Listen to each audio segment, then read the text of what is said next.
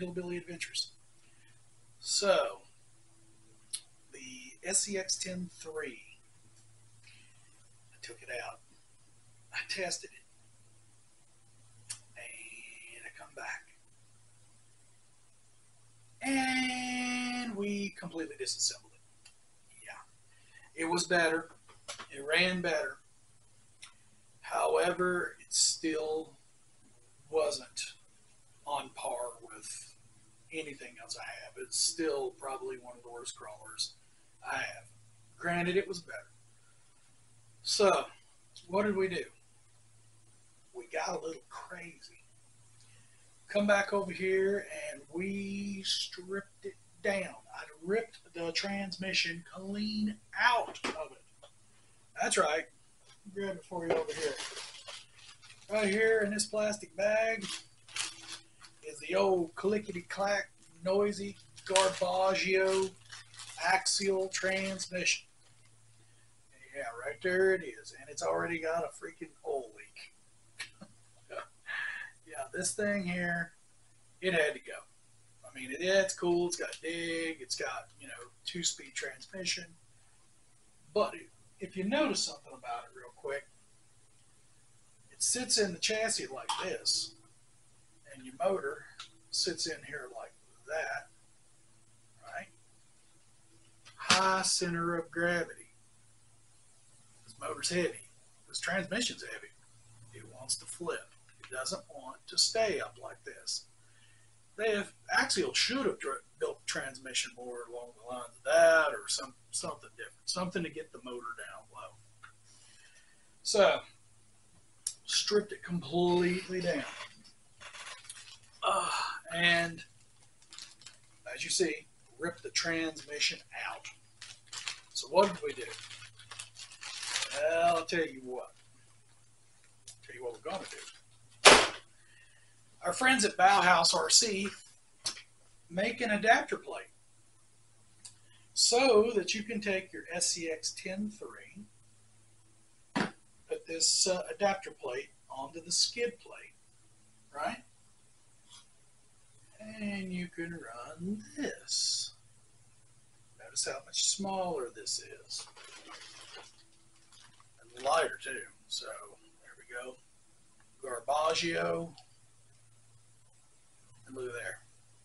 Standard 3-speed. Now, did a little research. What did I find out?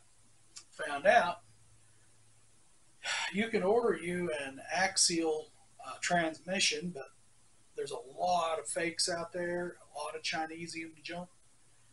And through some digging, I found out something interesting. You can get yourself an SMT Gravedigger transmission for the Axial Gravedigger monster truck. And it's the same transmission that's in an Scx10 which is basically the same one that's in a 2, just the housing's a little different. Awesome transmission. On top of that, if that's not good enough for you, comes with all metal gears. No plastic like the older Scx10 transmissions had plastic gears. All metal. Took it apart, threw some grease in there, made sure, oh, it looks good. It looks really good. So, when Bauhaus finally gets the adapter plate here, we're going to put it in this thing. We're going to throw a 3-gear transmission in it from the Gravedigger. We're probably going to try to squeeze this Holmes Hobbies 550 45 turn in there. And if that's too low a gear, I also have a 21 turn coming. And we're going to give her a rip and see what happens. I think this is going to solve a lot of issues for us. Also, while I was at it, I ripped out that noisy Savox POS servo because it was like nails across a chalkboard. It would just sit there and moan and make noises even when you wasn't even turning the steering.